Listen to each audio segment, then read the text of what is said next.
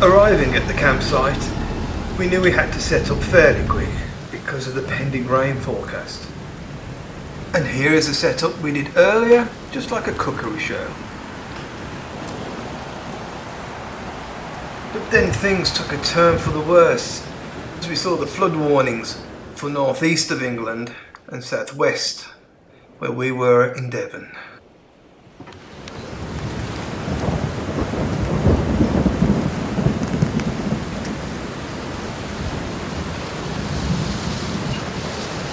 Bernadette, raining, isn't it? And as Slim Potato Head would say, the pending clouds of doom.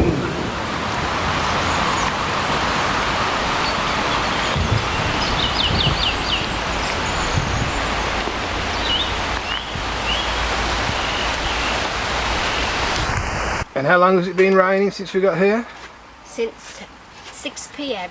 Monday afternoon. And has it Monday stopped? evening. We've had record-breaking rain, which I've said that several times now, and it's raining again. I believe there's weather warnings all over England, in the Midlands, East Midlands.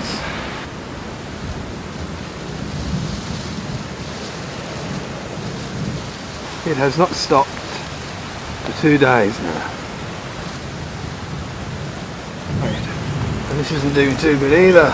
Yeah, sulking in the event tent. That's what this is called.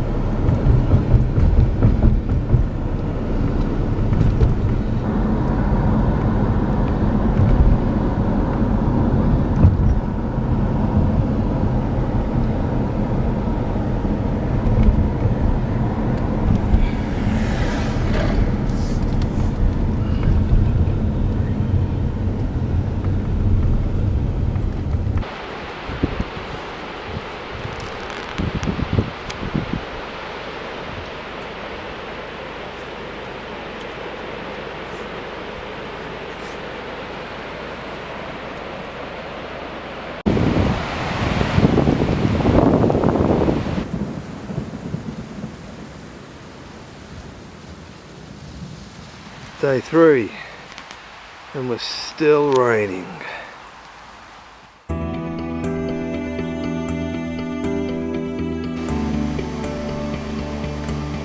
The design of this A-frame camper, the Pennliner, is not like the A-liner style, whereas as I'm panning up here now, you can see that snug fit all the way to the ceiling wall, from the side wall to the ceiling, and that is because I don't have the springs that A-liner have, which determine this shape here to come out and down, and that leaves a gap.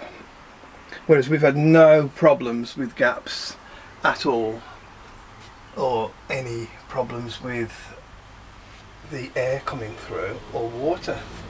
Not a jot. And it's the same on this side as well. Nice snug fit. You A-liner people out there will know what I'm on about here, because yours doesn't fit. The A-liner style comes away from the wall to allow for the springs, as I said earlier. And then the other advantage of this design, if I come outside, is it's the Swiss cottage effect. That's what I'm calling it, the Swiss cottage effect. And if you see here, the overlap allows for drainage on both sides, and if you can see from here, you get the Swiss cottage. I call it the Swiss cottage effect, with the overhanging eaves, as you would call them. Now the only problem that they can cause is a little bit of venting in here. So Bernadette, take over. You're probably wondering why we have these fluffy toys in the corner. What we have here is a venting gap, which will let in cold air if it's too cold, because we live in England and we usually have cold weather, we just plug it with that. And there's a pig over that side. Just toys from the kids when they were younger. There you go, upcycling again. Whilst we've got a break in the rain, let me just show you around this event dome. This is the new acquisition, which is the same. We got this because it suits the dogs and matches the colour more or less bang on for the Pennliner. It's got side screens which you can blank off, which that one's blank, as you can see that one is blanked off and that one's blanked off. And it's not too bad to assemble actually, and it's not too big and it hasn't blown away yet, which is good. Not blowing away is a good thing. And then what we got here is a nice little place for toot and flute. Another addition that I have on this camper are the valves. If you can see that, but it shows green if we're over 26 psi, which is standard for here. If it goes red, we're losing air. And it's a quick glance at the wheel instead of getting a gauge out and testing it all, just a quick glance. Earlier I was showing you this little device, and you're all going to find out why it's called transit bracket now, because it fits here. As you can see the window, obviously without this, since it fits into its slots. Without this transit bracket, that piece up there would smash the window. That's where it sits, nice and secure for transit. Now you're all wondering, how does that secure without the normal locks that you see on A-liner? Well, I'll show you. Here we have transit strap. I call it a transit strap, but it's basically a ratchet strap. Clips onto here. That's secure there. It also keeps the door closed as well. And then under here, as you can see, it's got pre-drilled holes in the galvanised chassis, because this is a galvanised chassis, which means it will never rust, or it shouldn't do, as long as you don't break the seal on it. And we didn't have to, because we've got a pre-drilled hole there. So what we do is you just lighten him up. Okay, here we go. Take a bit of slack out, and just ratchet up, in, and ratchet. Keep it straight. You don't want too much tension on it. I want it straight as possible. Okay, that's nice and tight. It's going nowhere. So keep that door shut, and the same on the other side, exactly the same. No holes to drill, already there for you.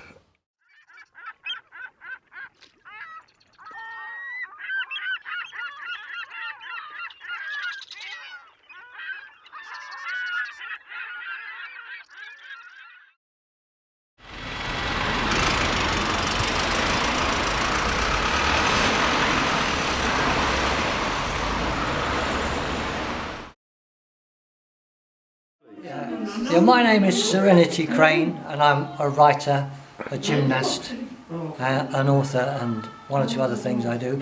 But after talking to Mark, I'm absolutely convinced that Mark should replicate his Pennliner, because it's a fantastic camping machine. It really is. And what I've said to him, look, decide on a simple format to replicate so that you could do one a week. And with that, I think we'll leave you with a few shots of the campsite and some more water.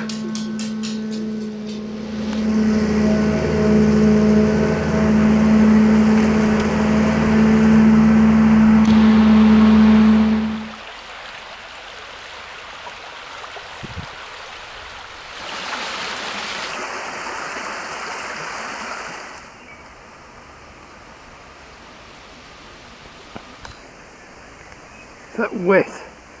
Even snails are getting as high as they can get. Look at that. He's on a mission to nowhere.